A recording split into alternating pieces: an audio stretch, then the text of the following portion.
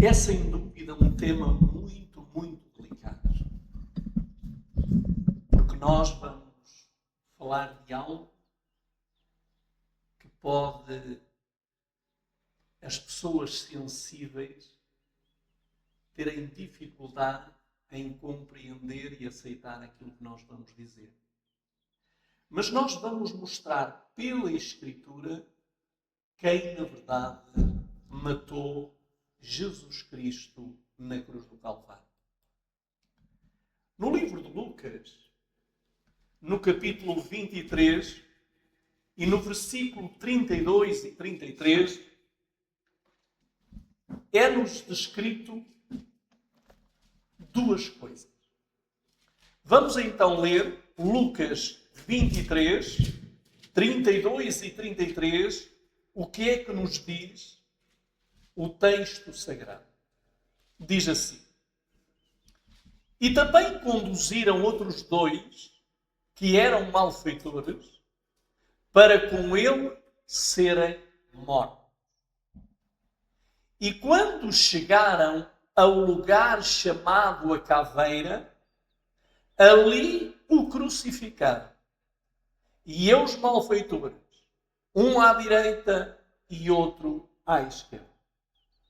Portanto, quando nós lemos este verso, que se ele não estivesse na Bíblia, era sinal que o mundo não se encontraria como se encontra hoje, mas pela terrível, como poderemos dizer, a terrível condição da humanidade, foi preciso escrever este verso na Escritura.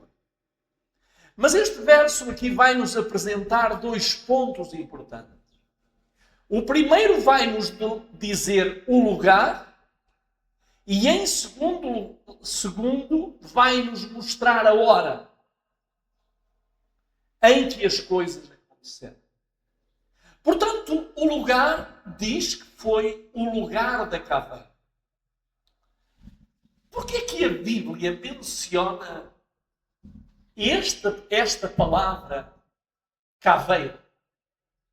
Porque não, a Bíblia não diz foi ali no monte do Calvário. Mas a Bíblia vai mencionar o termo lugar da caveira. Quando a Bíblia menciona o lugar da caveira, existem duas razões históricas e uma que alguns historiadores, alguns estudantes a fundo da palavra de Deus, concluem as principais razões. Então, a primeira razão, porque é que se chama aquele lugar caveira, aquela colina conhecida como Gólgota, em aramaico ou Calvário em latim, apresentava uma elevação da pedra calcária que se assemelhava ao formato de um crânio humano. Nós aqui bem próximos de nós, estamos a falar de 20, 30 quilómetros máximo, nós temos aqui, bem próximos de nós, ainda há dias eu lá estive mais a minha mulher, no alto da montanha, uma rocha que quem olha à distância para essa pedra e quem se aproxima depois da pedra, ela representa a cabeça de uma velha.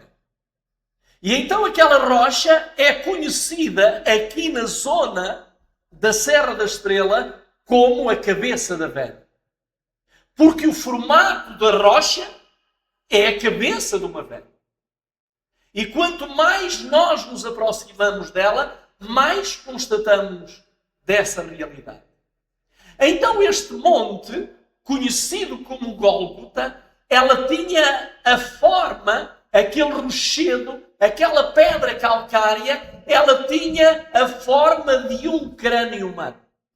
Essa era a primeira grande razão por que se chamava caveira. Mas a segunda razão mais forte ainda, e talvez a mais degradante, é que era um lugar de execuções. por situar-se fora das muralhas de Jerusalém, era a zona designada pelos romanos para as execuções públicas e crucifixões. Era comum encontrar restos mortais, ossos e caveiras de criminosos abandonados naquele local. Então, quando os familiares queriam encontrar restos mortais, eles iam ao lugar da caveira e ali encontravam os ossos dos seus queridos.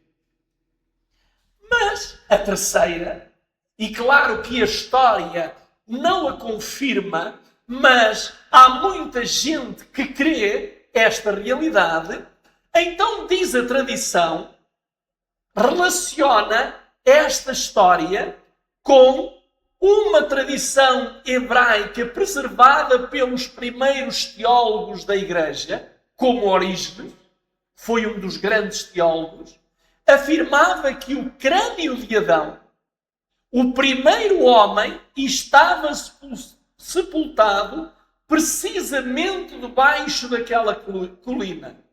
Teologicamente, o sangue de Cristo escorria sobre a caveira de Adão, simbolizando a redenção da humanidade. Queridos irmãos, eu quando li isto e quando analisei estes pensadores e quando nós chegamos à conclusão que houve um irmão nosso que descobriu o local onde o sangue correu e como alguns já viram, muitos não acreditam, eu pessoalmente acredito nisso, mas diz que o sangue, quando correu o sangue da cruz, ele infiltrou-se naquele rochedo e foi parar sobre, alguns falam na caveira de Adão e outros sobre a arca dos 10 mandamentos. Não vamos agora discutir isso, vamos deixar isso para uma outra altura, porque aquilo que nós precisamos entender é que o nome daquele lugar está relacionado com a mortandade, com a crucifixão, com a execução. Se a cabeça, o crânio da cabeça de Adão lá está, o tempo vai revelar. E se a cabeça de Adão lá está, será ali daquele lugar onde ele ressuscitará quando for a ressurreição dos mortos justos. Mas vamos avançar um pouco mais. No livro de Lucas, no capítulo 23, versículo 44, 45 e 46, nós vamos ver também aqui algumas coisas que é importante notar. Diz Lucas, e era quase a hora sexta.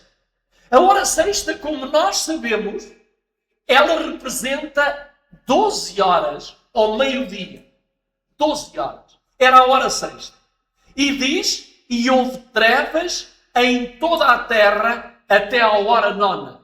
Se a hora sexta é meio-dia, a hora nona, forçosamente, tem que ser por volta das 15 da tarde. 3 da tarde. Então o que é que aconteceu? Desde a hora, da hora sexta até a hora nona, houve trevas sobre a terra. Ou seja, 3 horas de trevas.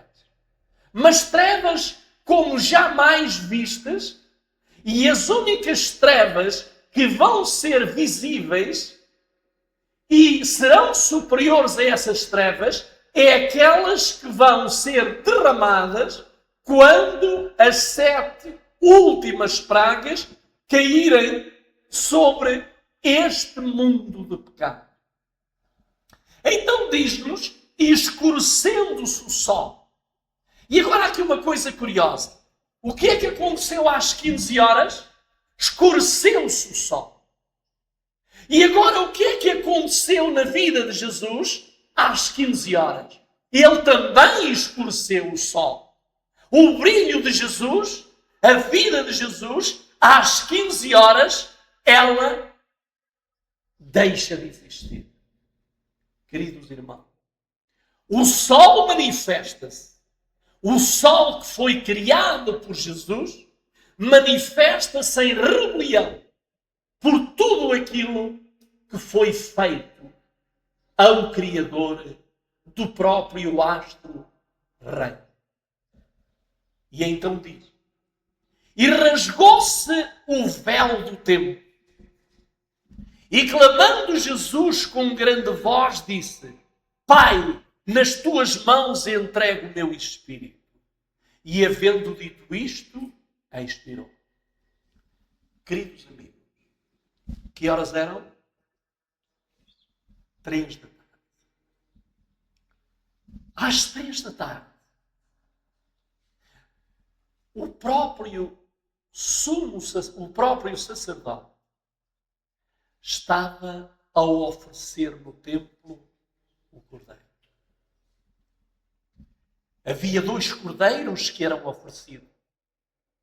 Um de manhã e outro à tarde.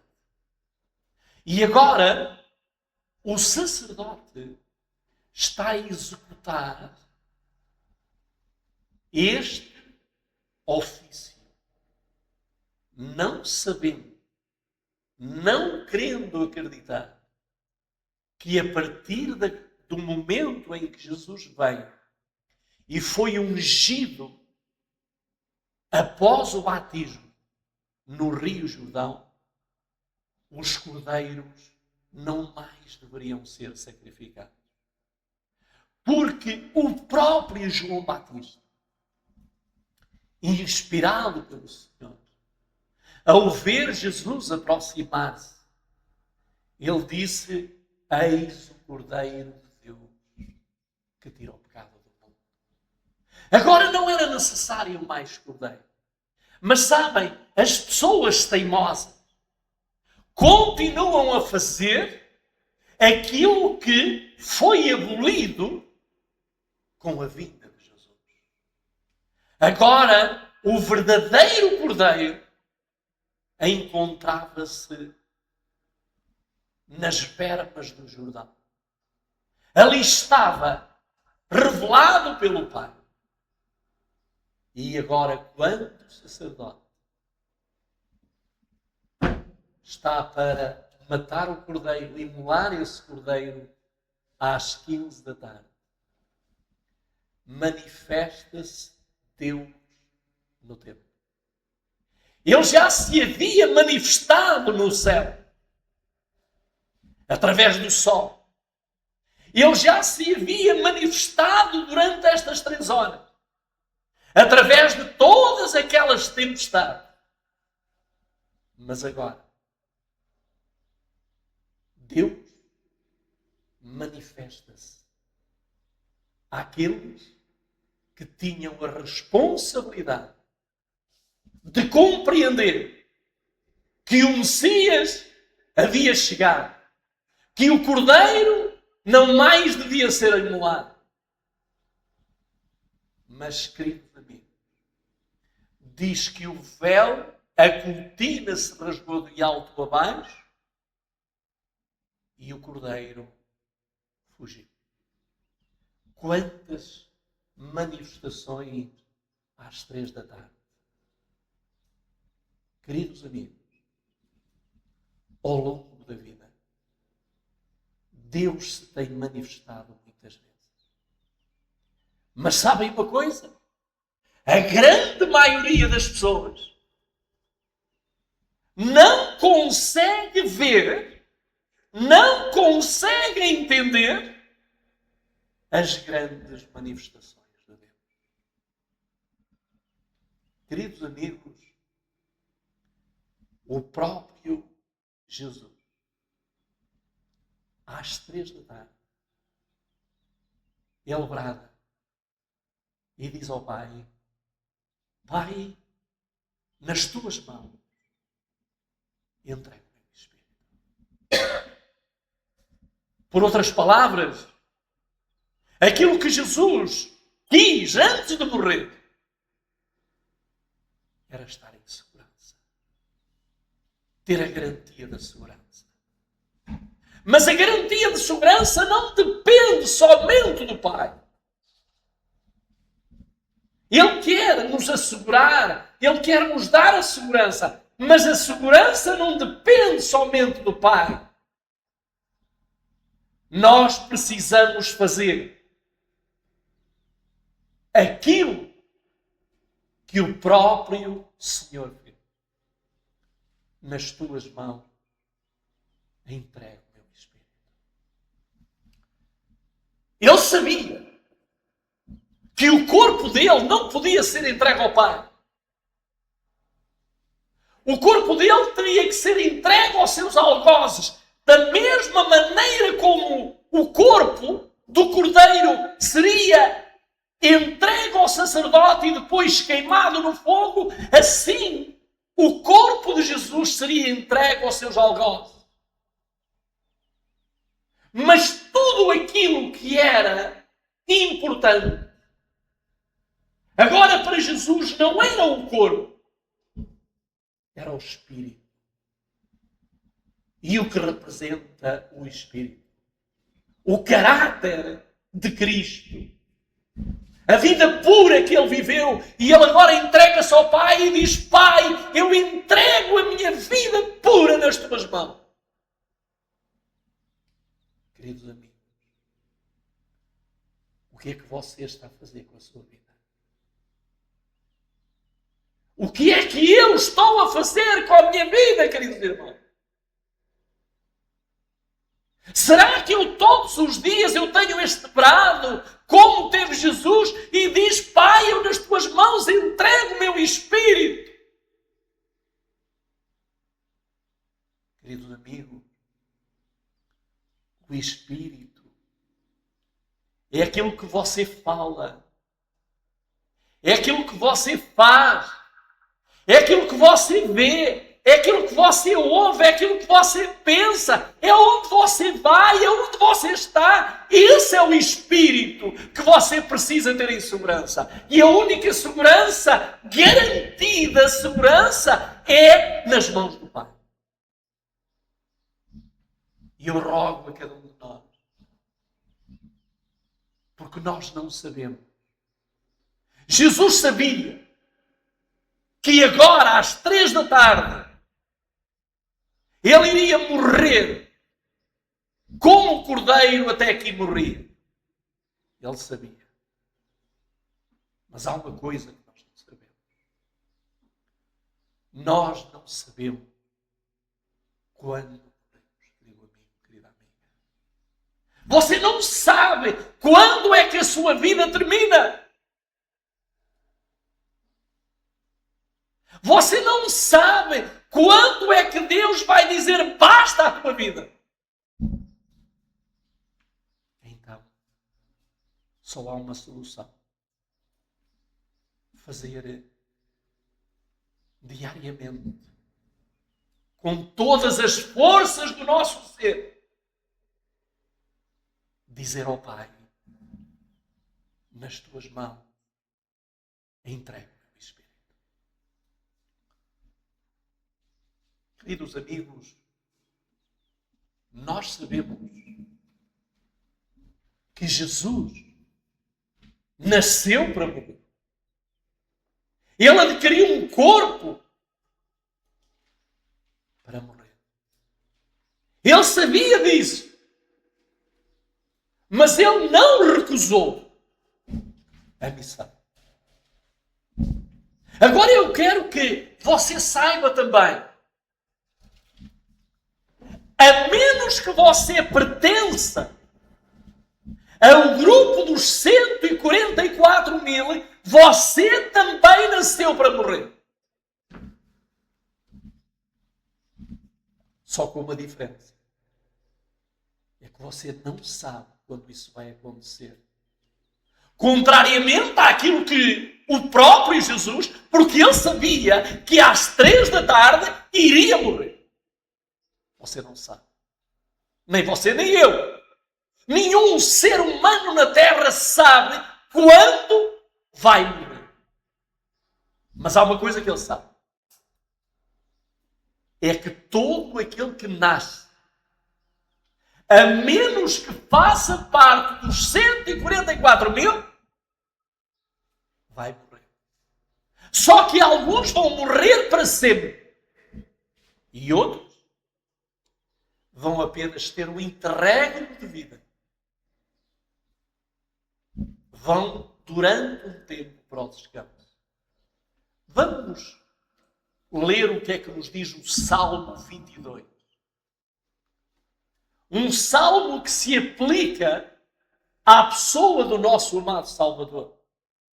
No Salmo 22, 16 a 18, diz assim: Pois me rodearam quem? O ajuntamento de malfeitores me cercou. Traspassaram-me as mãos e os pés. Poderia contar todos os meus ossos. Eles veem e me contemplam. Repartem entre si as minhas vestes e lançam sorte sobre a minha roupa. Tudo isto se cumpriu naquele momento. Reparem, Jesus disse, me rodearam quem? Quem eram estes quem? Isto é uma metáfora cultural da época, era para descrever os inimigos cruéis e impiedosos e violentos que estavam envolvidos na morte de Jesus. Me rodearam quem? Traspassaram as mãos e os pés. E agora notem o que ele diz. Poderia contar todos os meus ossos. Agora, como é que era possível contar todos os seus ossos? Porque ele estava numa posição tão afogante, mas tão afogante, que todos os seus ossos, desde os pés até ao alto da sua cabeça, eram visíveis com a posição que ele estava. Porque ele foi esticado no alto da cruz. E agora todos conseguiam ver os seus olhos. Queridos amigos, ele fez isto porquê? Porque Jeremias, porque Isaías 53, 4 e 5 dão a verdadeira razão que é que isto aconteceu. Alguém quer ler? Isaías 53, 4 e 5. O que é que diz? Verdadeiramente ele tomou sobre si as nossas enfermidades e as nossas dores levou sobre si. E nós o reputávamos por aflito, ferido de Deus e oprimido. Mas ele foi ferido por causa das nossas transgressões e moído por causa das nossas iniquidades. O castigo que nos traz a paz estava sobre ele, e pelas suas pisaduras fomos sarados. Portanto, qual foi a principal razão para que ele aceitasse esse desafio, esta missão? Diz claramente, ele tomou sobre si as nossas enfermidades, as nossas dores, e ele foi ferido e recebeu o castigo, pelas suas pisaduras fomos sarados. Queridos amigos, se nós não conseguirmos compreender isto, se nós não reconhecermos isto, então nós não poderemos ser salvos. Em São Mateus, no capítulo 16, versículo 21, vamos ver o que nos diz. Desde então, começou Jesus a mostrar aos seus discípulos que convinha ir a Jerusalém e padecer muito dos anciãos e dos principais sacerdotes e dos escribas, e ser morto e ressuscitar ao terceiro dia. Jesus sabia que após o batismo haveria uma perseguição acérrima. Porque aquele que foi criado por ele, que esteve com ele no céu, que lutou com ele no céu, ele sabia e desejava e queria matar o Filho de Deus. Mas eu quero já dizer-vos por antecipação. Não foi Satanás que matou o Filho de Deus. Contrário àquilo que muitos pensam, que foi Satanás, não foi. Ele queria. Ele tentou, como nós iremos ver, mas não o matou. Olhem o que diz a mensageira do Senhor em Testemunhos Seletos, volume 1, página 219. Ela diz assim: para avaliar plenamente o valor da salvação, é preciso compreender o que ela custa. Em consequências das ideias ilimitadas acerca dos sofrimentos de Cristo, muitos estimam em pouco a grande obra da expiação. O glorioso plano da redenção humana foi produzido mediante o infinito amor de Deus o Pai. Neste plano divino vê-se a mais maravilhosa manifestação do amor de Deus para com a raça caída. Um amor tal como que se revela no dom do amado Filho de Deus causou pasmo aos santos anjos. Deus amou o mundo de tal maneira que deu seu Filho unigênito para todo aquele que nele crê, não pereça, mas tenha a vida eterna. Este Salvador era o resplendor da glória de seu Pai e a expressa imagem da sua pessoa. Possuía majestade divina, perfeição e excelência. Era igual a Deus. Foi do agrado do Pai que toda a plenitude nele habitasse. Mas aquilo que nos é transmitido é: se nós, para valorizarmos, temos que avaliar plenamente o valor da salvação. E é preciso perceber quanto isso custa. A grande maioria não percebe. E porquê é que não percebe? Porque vive uma vida de pecado constante, de rebelião com Deus. Isso é prova que não valoriza o preço que foi pago pelo resgate de cada um de nós. Mas vamos então agora para ver quem tentou matá-lo e não conseguiu. O primeiro que tentou matá-lo foi Herodes.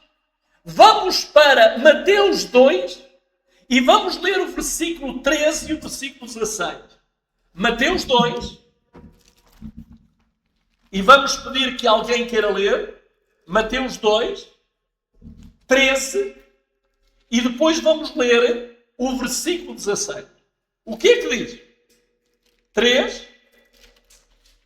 Aliás, desculpem, 2, versículo 13. 2, 13. E depois o verso 16. Vamos ver o que é que diz. Tendo eles se retirado, eis que o anjo do Senhor apareceu a José num sonho, dizendo: levanta-te e toma o menino e a sua mãe e foge para o Egito, e demora-te até que eu te diga, porque Herodes há de procurar o menino para o matar. 16. Então Herodes, vendo que tinha sido iludido pelos magos, irritou-se muito e mandou matar todos os meninos que havia em Belém, e em todos os seus contornos, de 2 anos para baixo, segundo o tempo que diligentemente inquirida dos magos. Muito bem. A primeira mensagem que é enviada a Maria e a José: vai embora. Sai daqui e vai para o Egito. Porque Herodes quer matar um menino. Cumpriu-se aquela profecia da Bíblia que diz: do Egito chamei o meu filho. Deus, conhecendo o plano de Herodes, ele queria matá-lo. Porque ele acreditava, pensava que Jesus iria ser um rei e que ele iria superá-lo, vencê-lo no trono. Então nós sabemos o plano macabro. Ele pediu aos magos que vieram do Oriente e lhe disseram: diz-nos onde está o menino, porque eu também quero ir adorá-lo. Mas os magos não foram mais pelo mesmo caminho, porque Deus advertiu esses magos para não dizerem a Herodes onde estava o menino. E então Herodes foi o primeiro, depois de Jesus haver nascido, a querer matar o menino. Vamos agora para o segundo grupo e vamos para João, capítulo 5 e versículo 18. João 5, 18, vamos ver quem foi o segundo grupo.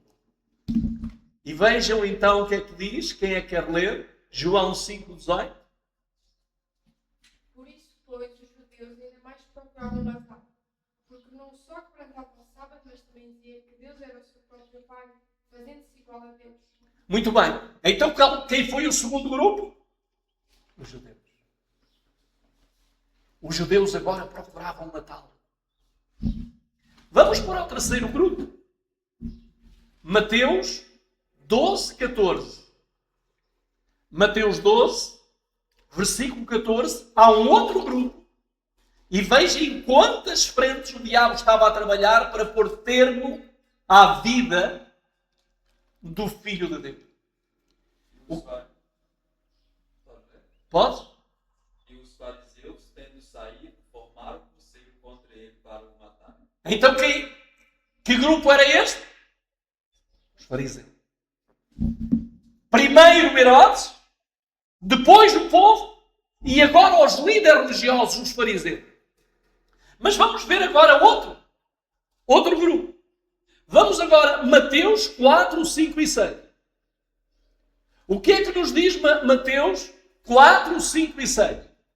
Então o diabo transportou à cidade santa, colocou-o sobre o pináculo do templo e disse: se tu és o Filho de Deus, lança-te daqui abaixo, porque está escrito que os seus anjos dará ordem a teu respeito e tomar-te-ão nas mãos para que nunca tropeces com o teu pé em alguma pedra. Então vimos aqui que Satanás leva Jesus nos seus braços, leva-o para o mais alto pináculo do templo e agora desafia a Jesus: lança-te daqui abaixo. Só que Deus não lhe permitiu. O Pai não lhe permitiu fazer uma coisa quando não Satanás teria feito. Sabem o que é que Satanás teria feito se Deus lhe permitisse? Dar-lhe um empurrão. Mas isso não. Deus não lhe permitiu. Se Jesus quisesse pôr termo à vida, tinha que ser Ele de livre vontade a fazê-lo. Mas não Satanás. Satanás criou-lhe a condição. Mas Deus protegeu-o no alto do pináculo do templo. Vamos ver que outros quiseram matar Jesus. Vamos agora para Mateus 27, 20. Mateus 27, 20. E vamos ver a quinta vez. E agora, um grupo de dois, o que é que diz? Mateus 27, 20, o que é que diz? Quem quer ler? Mas os principais sacerdotes e os anciãos persuadiram à multidão que predisse Barrabás e mataste Jesus. O quê? É o que está aqui. Não. Mas os principais sacerdotes e os anciãos persuadiram à multidão que pedisse Barrabás e mataste Jesus. Portanto, então, quem é que eram estes? Sacerdotes e anciãos. E agora vamos ver o sexto a tentar a morte de Jesus. Marcos, capítulo 15 e versículo 15. Marcos 15, 15. O que é que diz? Queres satisfazer à multidão, Pilatos supõe-lhes Barrabás. Quem mandava soltar a Jesus, entregou-o para ser crucificado. Portanto, cá está. Também Pilatos envolvido na morte. Agora, eu quero fazer uma pergunta. Tanta gente para o matar e ninguém o matou? Homens com grande autoridade e poder, como o caso de Herodes, o caso de Pilato, líder religioso, e ninguém o matou. E porquê que ninguém o matou? Porque ele ainda não tinha chegado à caveira e ele ainda não tinha chegado à hora de morrer. Agora vamos entrar na parte mais terrível. Vamos ver no livro de Gênesis, no capítulo 22, versículo 10 a 12, Gênesis 22.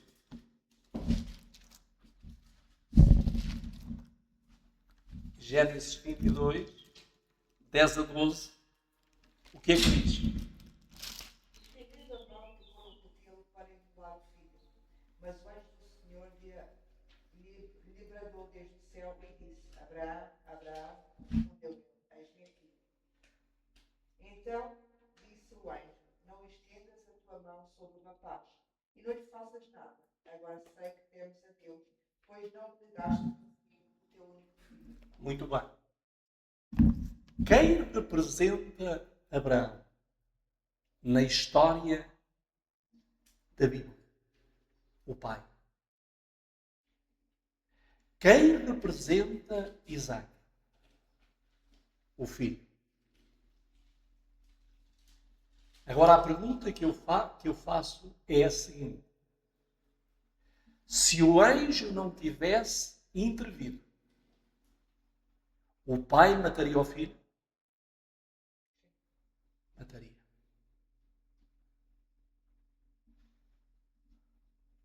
E porquê que ele o mataria? Porque ele, como disse o anjo, amava mais a Deus do que o filho. Este amor não podemos vê-lo em qualquer pai. Porque eu pergunto, qual é que é o pai que agora pega num filho inocente, na adolescência ou na juventude, coloca-o sobre o altar e agora pega num cutelo bem afiado para cortar-lhe a garganta como se fazia ao cordeiro.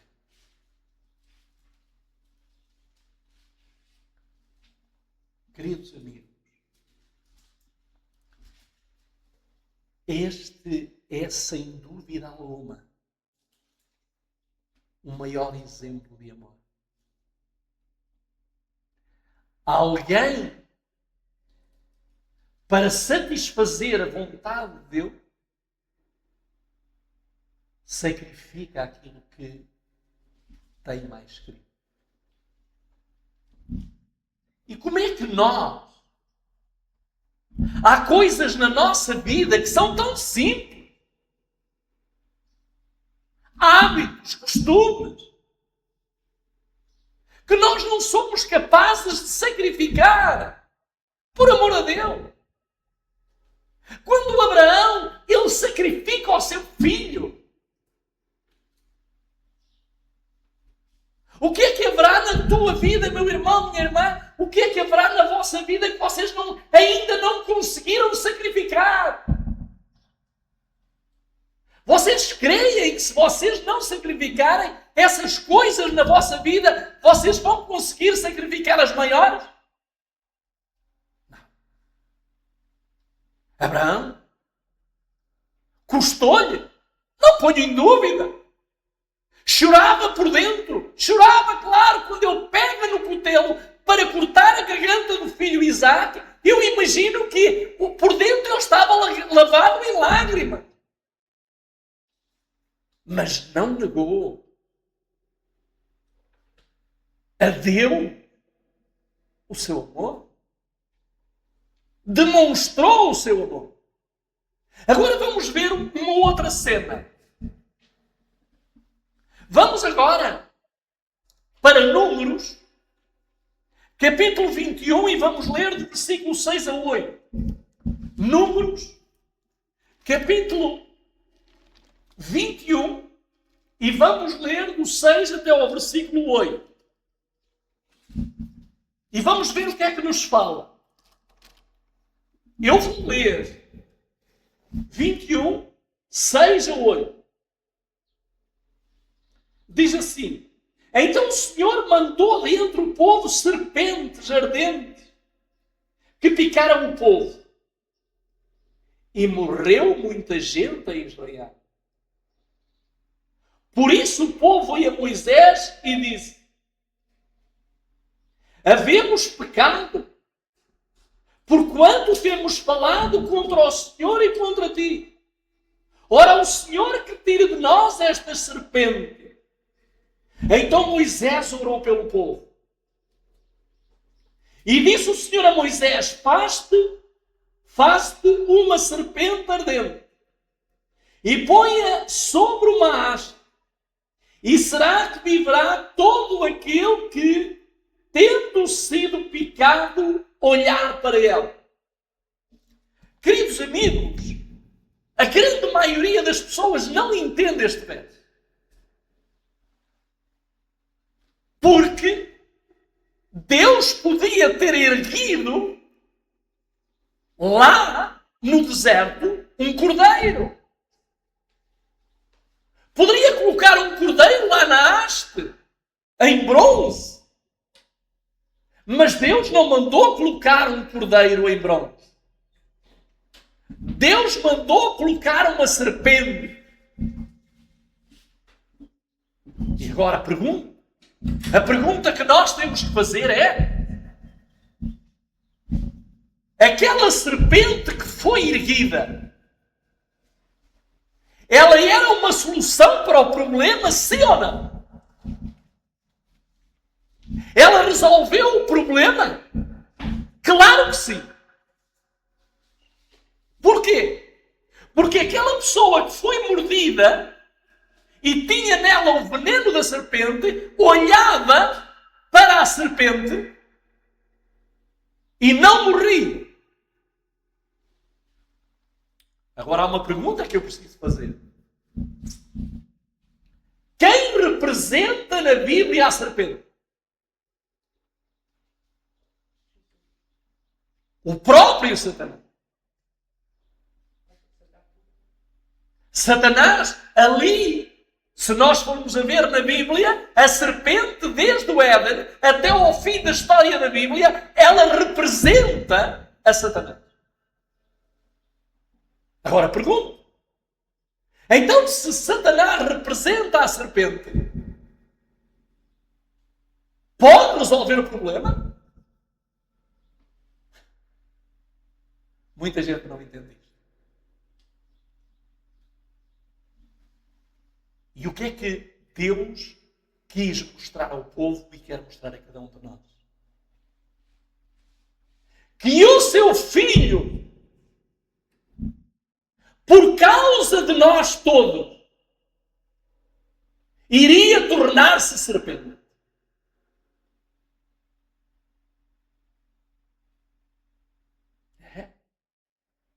E nós já vamos ver isso mais à frente.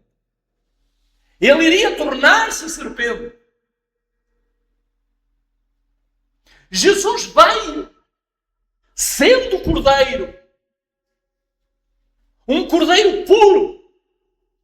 Mas com os seus pecados e com os meus pecados, ele tornou-se serpente.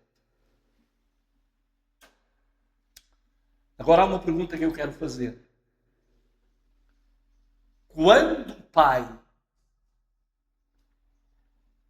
olha para a cruz e quando ouve o seu filho dizer Eli, Eli, Sabatani, Salmo 22:1, quando ele olha para a cruz, O que é que o pai vê?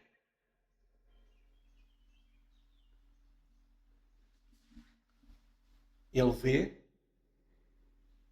um representante de Satanás nessa hora. Ele olha para Jesus e vê uma montanha de pecados sobre ele.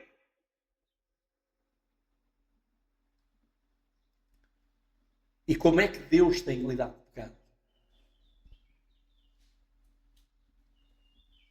Destruindo o pecado. Agora eu quero vos dizer uma coisa. Quando Jesus olha para o filho e o pai clama, Eli, Eli, sabatani, meu Deus, por que me abandonastes? O pai vai responder ao filho e dizer assim, mas tu tornaste-te serpente. A tua condição, carregando os pecados todos da humanidade, tu tornaste-te serpente e tu tens que morrer como serpente. Mas vamos entender isto melhor, de uma outra forma. Eu vou fazer aqui uma pergunta para todos vocês. Quantos pecados foram precisos Adão e Eva cometerem para serem expulsos do Jardim do Éden? Um pecado. Foram expulsos. Agora eu pergunto, quantos pecados tinha Jesus sobre ele?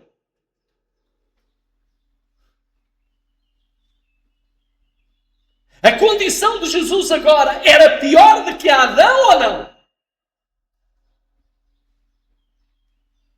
Agora, se Deus expulsou Adão por causa de um pecado, o que é que ele iria fazer com o seu filho carregados de pecados da humanidade? Queridos amigos, agora há uma coisa. A mensageira do Senhor diz que quando Jesus estava na cruz, o Pai também lá estava próximo. Mas diz que quando Jesus estava na cruz, diz que ele virou o rosto. E porquê que ele virou o rosto? Vamos para Abacuque 1:13. Porquê que o Pai virou o rosto? Vamos então ver porquê que isso aconteceu. Há uma razão forte. Porquê é que isso aconteceu?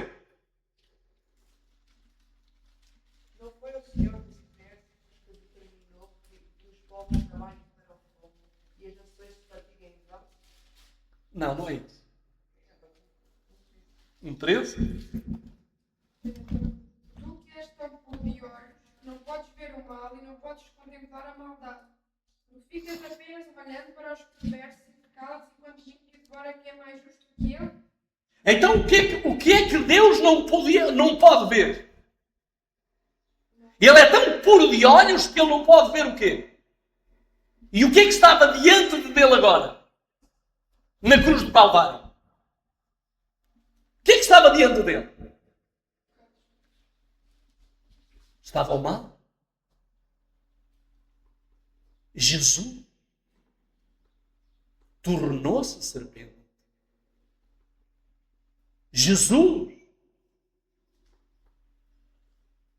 aquele cordeiro, deixou de o ser agora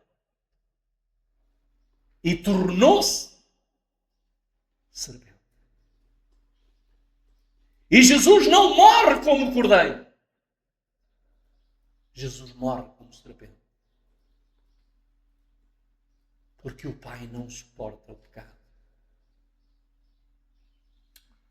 Queridos amigos, eu gostaria que nós pudéssemos agora responder a uma pergunta que eu tenho aqui na tela. Quantos pecados são precisos para impedir a minha entrada no reino da glória no paraíso?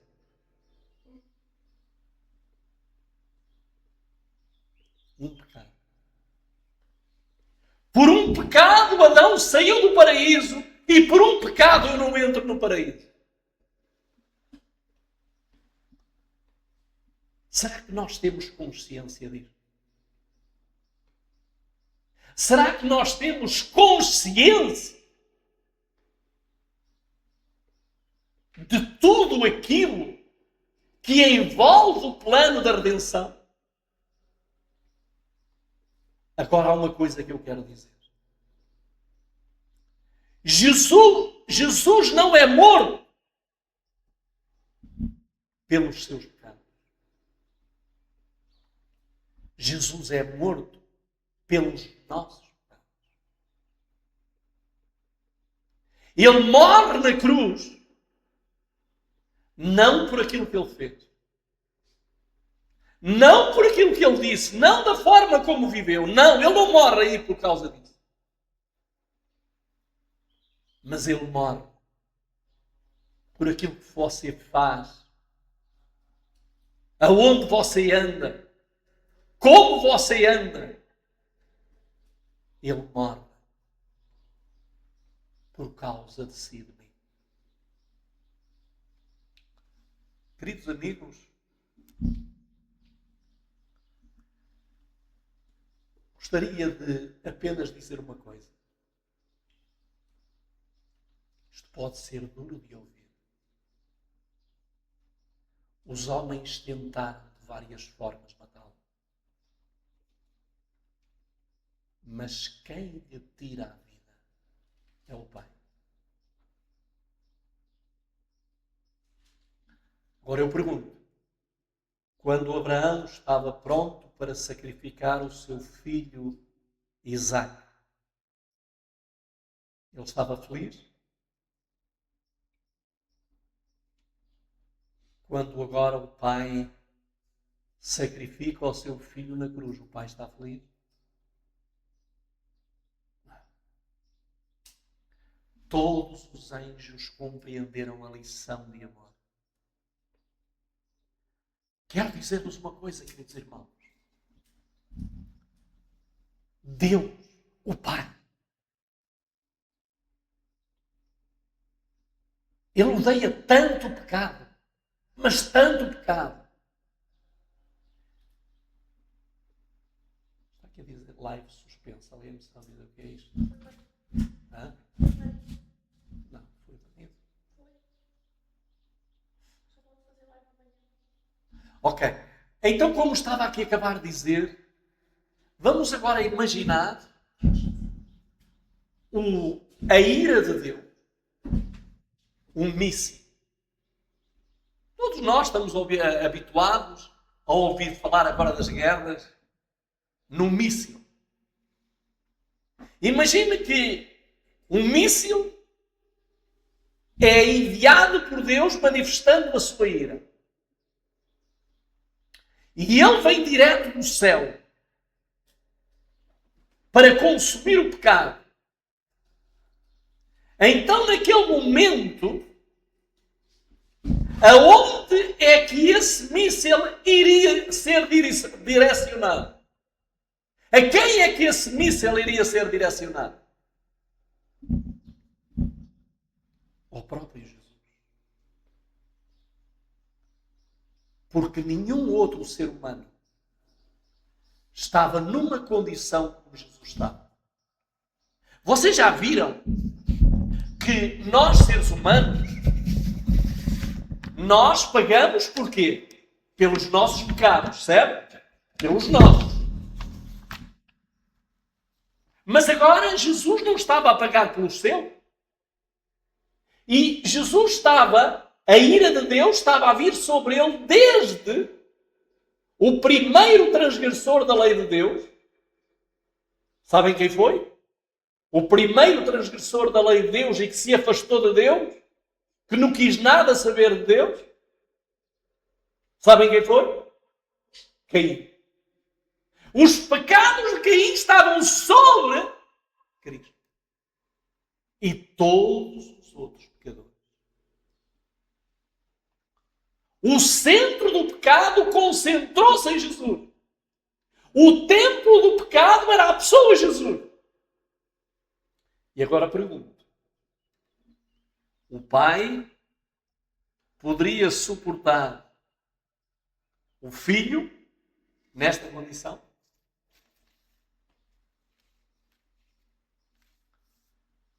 Agora há uma grande certeza que nos deve alertar. E com isto quero terminar. Jesus é esmagado pelo pecado. Mas notem o que é que nos diz Isaías, no capítulo 53, é o último verso que vamos ler. Isaías 53, vamos ver o que é que nos diz o texto sagrado.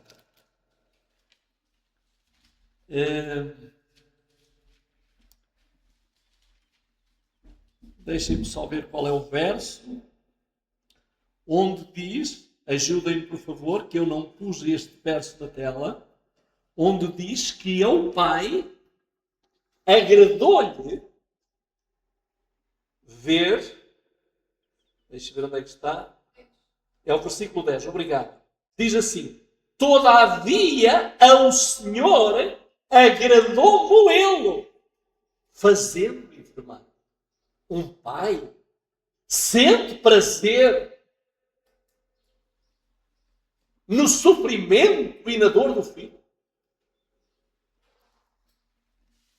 Agora, porquê é que o pai sentiu prazer em fazer tudo isto ao filho? Porque a partir daqui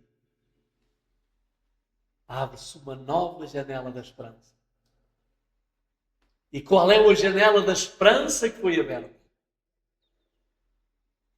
Todo agora que olhar não para a serpente, porque a serpente era passageiro. A serpente não devolvia a vida. Mas Jesus devolve a vida. E agora nós temos que olhar para Jesus como? Como serpente ou como cordeiro? Como cordeiro. Queridos amigos, foram as duas fases. Jesus tinha que passar por serpente. Agora eu pergunto, como serpente, Jesus é morto pelo Pai? É. E agora pergunto, e a verdadeira serpente, a serpente original, Satanás, vai ser morta pelo Pai? Vai. E nunca mais vai haver necessidade de morte, nem necessidade de juízo.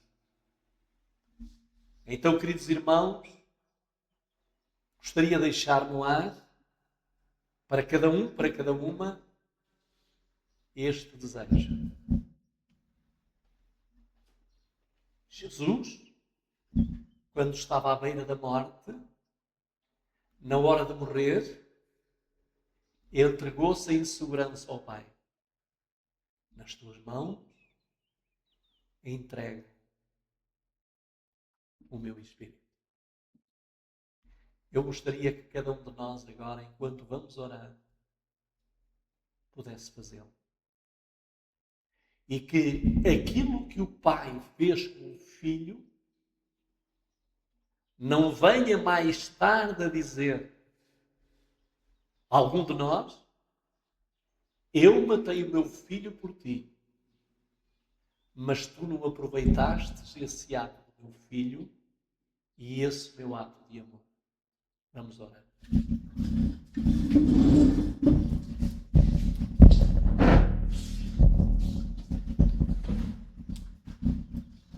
Nosso Santo e amorável Pai, muito, muito obrigado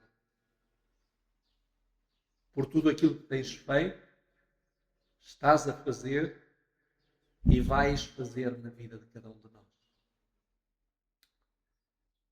Amorável Pai, o pecado é algo horrendo. É algo que os teus olhos não podem suportar. E quando tu olhas para este mundo cheio de pecado, simplesmente o suportas pela graça do teu amado Filho. Porque há solução através dele para as nossas vidas. Amorável Pai,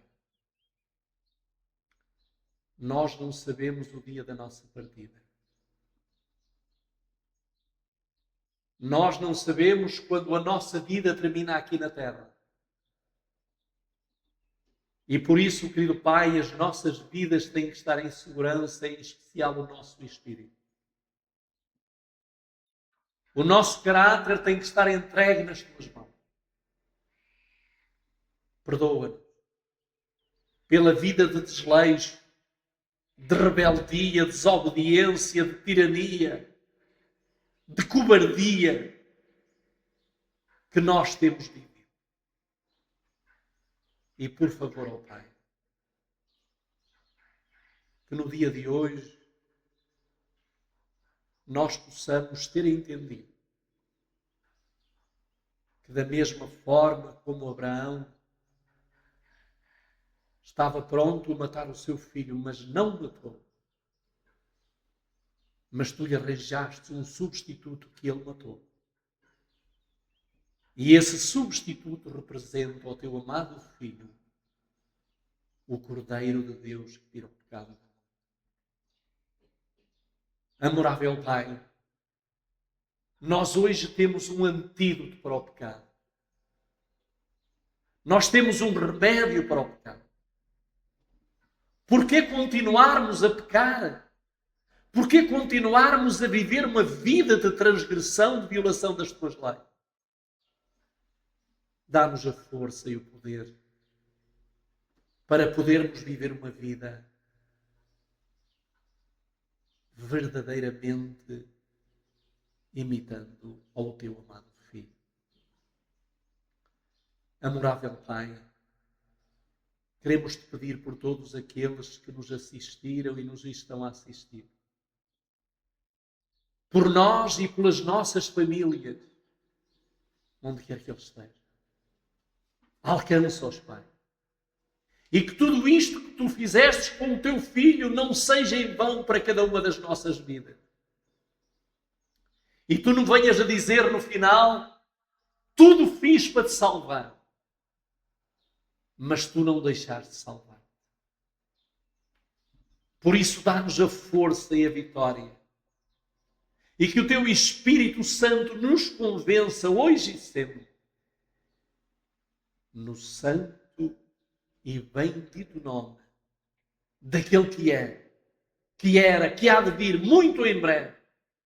A ele seja dada toda a honra e toda a glória, hoje e para sempre, em cada uma das nossas vidas, entregando-lhe todo o nosso ser, o que somos e o que temos, para a tua honra e para a tua glória.